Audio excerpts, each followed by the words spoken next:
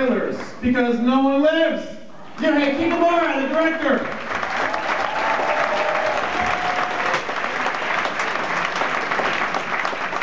Would you like to bring your cast up?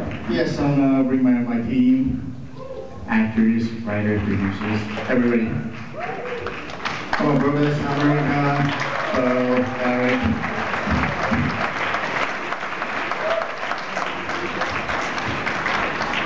So first off, I want to ask you, of course, like, what attracted you to David's script, and how did it come about your way?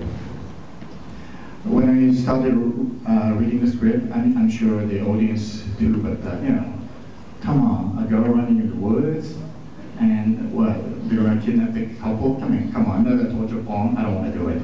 But the first line captured me was when they're at the motel, and she said, you know, tell me you don't love her more than me. And he says, I don't love her more than you. It's just different. I myself said that a couple of times, so that's like, ooh, this writer knows man and woman. So, then of course, and I started reading, and when Derek, he finds Emma, the girl, in the trunk, and that's when I was like, whoa, this is not like torture porn kind of movie. And of course, the moment I decide I want to do this no matter what is, of course, the moment that the driver comes out of the giant, that's the moment I was like, shoot this, I have to shoot this. So when I read that moment, I just knew that I want to do this no matter what. There was the same thing when I discovered the film. I saw a promo for it, and I was like, it was the same thing, like, a girl in distress, running in the woods, seen it, okay, and I was really worried because I knew you directed it. I'm like, oh, and then, okay, this changes. Colleen, come on. I thought you have faith in me, come on. So can you talk about coming up with the script? Yeah, it was, I just wanted to write a movie where the psycho killer is the hero. It meant a lot to me. I felt like these guys were getting a bad rap. And so I thought about, initially I thought about how could I make a guy from, say, like Texas Chainsaw Massacre a hero? How could I make Leatherface a hero? And I thought he should be a little bit better looking than Leatherface, and it turned into Driver. And so that's kind of where the whole thing came from. And can you tell us a little bit about why you chose to cast Luke Evans? I always choose my cast basically based on my instinct. So first look, and if I don't like it, I don't like it. So Luke, I mean, I fell in love with, you know, there's a, I'm not gay, but there's a type. You know? So all those nice looking guys, they're my type. Including my producer, Harry, come on. He's too nice looking for a producer. And also Annie, so I always choose by, you know, their face. Come on, this is a too nice looking guy for a writer. That's a bad. Thank you. So it's basically all the instinct, and of course we met and we talked, and I remember first time I met Derek, and we talked like, you know, with Beau, and we were like a couple hours in the restaurant, and we talked, and I just knew that I love these guys. So I'm the same with America, first time we met, and yeah, we were sitting together for like 2 hours, right? And this nice gentle giant. No, he was already a big fan of Godzilla, so you know, of course, opposite. If you're a fan of my movie, you're in. And unfortunately, Luke couldn't be with us because he's currently in the UK shooting the new installment in the Fast and Furious franchise. But there's an interesting connection because he's starring alongside Joe Taslim, one of the actors from The Raid, who was here last year. Do we have any questions from the audience here? Yes?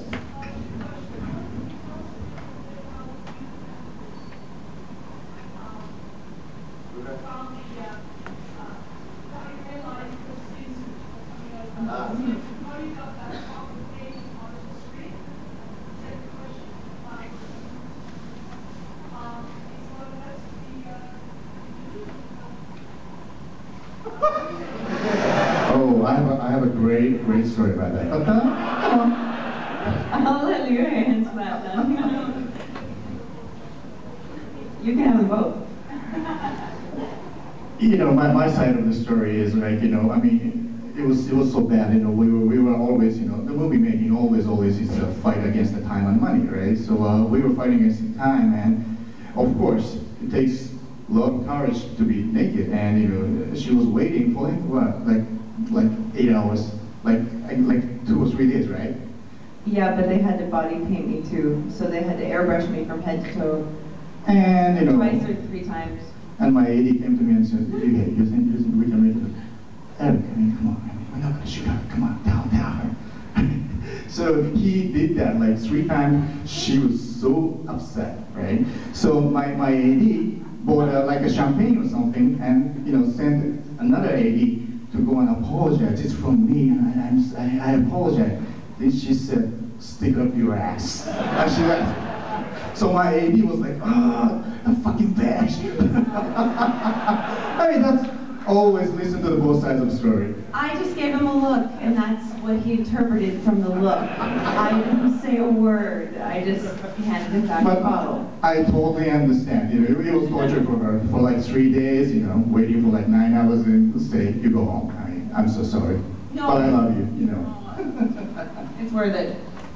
And then the other question is that the skin suit. Yeah, you start. Well, the skin suit, it was really a logistical problem. It was trying to figure out how do you get a character from point A to point B without, if he has no idea where the bad guys are, he has no idea where his goal is. So how do you move that character? And I just figured the best way to get him there is inside the body of a bad guy who has to be moved from point A to point B. So it was pretty simple. And then obviously the effect of getting him out of the suit, I'll let Ruth take that. That was the hardest thing. That was the greatest moment. And like you said, it's simple, but to make it onto the screen, that was like hard. Yeah, so like nobody knew what are we gonna do. And I just decided I want to do this cool pushing one cut. So no, like MTV kind of quick cutting too, because it's an easy way to direct it. But I was like, no, it has to be one cut, slow one cut, and this guy has to come out. So I was lucky to have this guy, genius guy, Robert Hall, who was doing those special makeup effects, and we discussed, and we were lucky to have this guy, and I met him, and like, I think I can fit into you, so all right, you're in. So we made the bodysuit, and it must be torture for you, Brodus, to body cast everything in the face, but we had it. The cast was a lot of fun. I didn't know what I was being casted for. When they came to me, they said, "Hey, do you want to do a movie?" I said, "Yes." "Do you read the script?" "No." "Yes." And then I read the script and went, wait, someone's talking out of me? How's that gonna work? And we went to LA, we did the body cast or whatever. And I had not seen it till the night. And I guess that's the closest I'll get to ever giving birth. You know?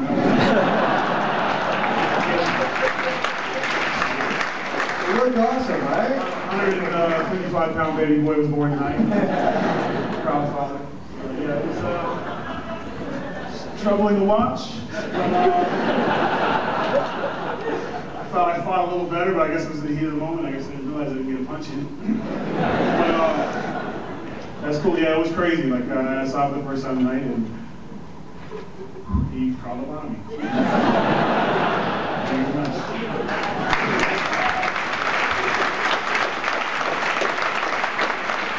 Yes, sir.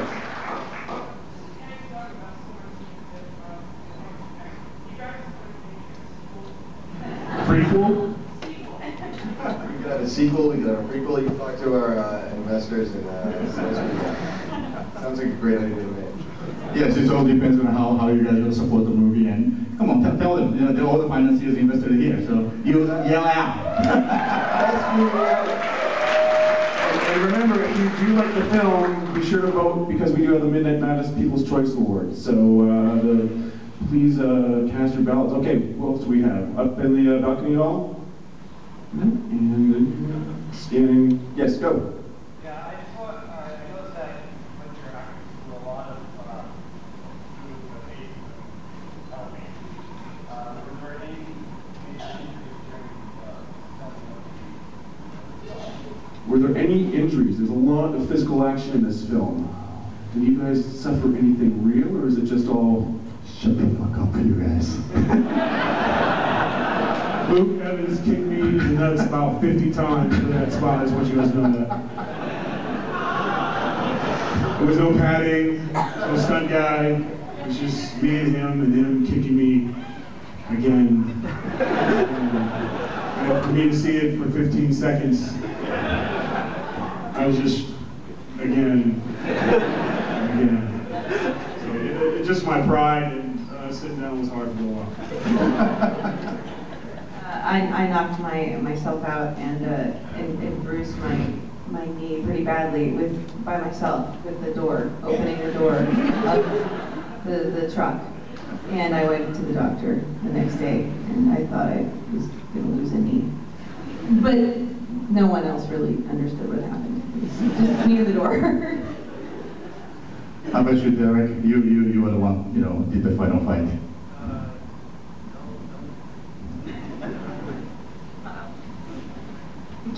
Yes, down here.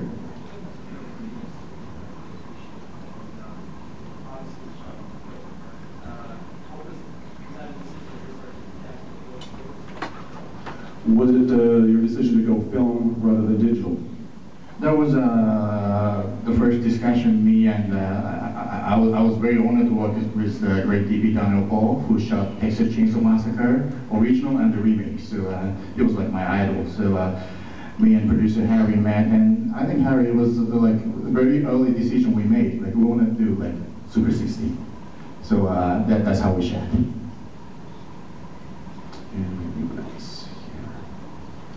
Yes, on the side there and over there. Yes? How is it different when acting in film versus the performing in media?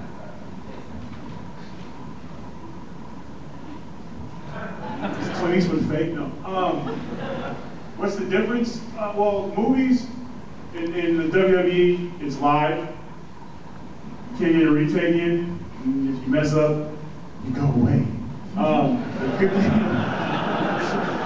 Been here. The thing about movies is the repetition and the emotion, the repetition of emotion, which, although Ethan was kind of wear on the sleeve kind of guy, my face moves a lot when I talk. So I would have to try to remember my facial expressions in each, because you shoot from different angles and stuff, and if my cheek's high in this one and low in that. So that part was kind of a challenge. It was difficult just because of the reps, because you do a scene and like, all right, cool. Okay, now from this side. And then we do it from that side, and we do it from that side, or like somebody's line would be different, or we try a different way to say things. So probably the biggest thing was just the repetition, opposed to where in the WWE it's now. We had a question there. Yes. Was the gang leader's fate in the march to Fargo? So can you repeat that? Was the gang leader's fate in the march to Fargo? Was the gang leader's fate an homage to Fargo, the wood chipper? I didn't even think about that. I didn't even think about that. No, but it would be nice to say yes. And the last question, there was one right in the back. Yes, sir. I heard that there was a script versus two sometime out there. Just wondering if there was progress. So the question is about the rumor of a script for Versus 2, and if there is any progress on that. Can you tell me who the fuck told you that? I want to fucking go. You know, this fucking internet age, you guys gonna blog, Twitter, whatever, Facebook, so you know, I can't say anything because back in 1986, great singer Richard Marx, do you remember that song? Don't mean nothing until you sign on the dotted line. So it's going. My restaurant. What? It was What? somebody that I served at my restaurant during tip last year. She claimed that she had finished writing. That's unbelievable because I'm still working on it, so there's no way. Whatever that's a fake Versus. So, but Versus is my baby, and Versus is the reason first time I came here 11 years ago. So I will do near future. I've been too busy doing other things, but I will do Versus whatever near future. All right, let's hear it. No one lives.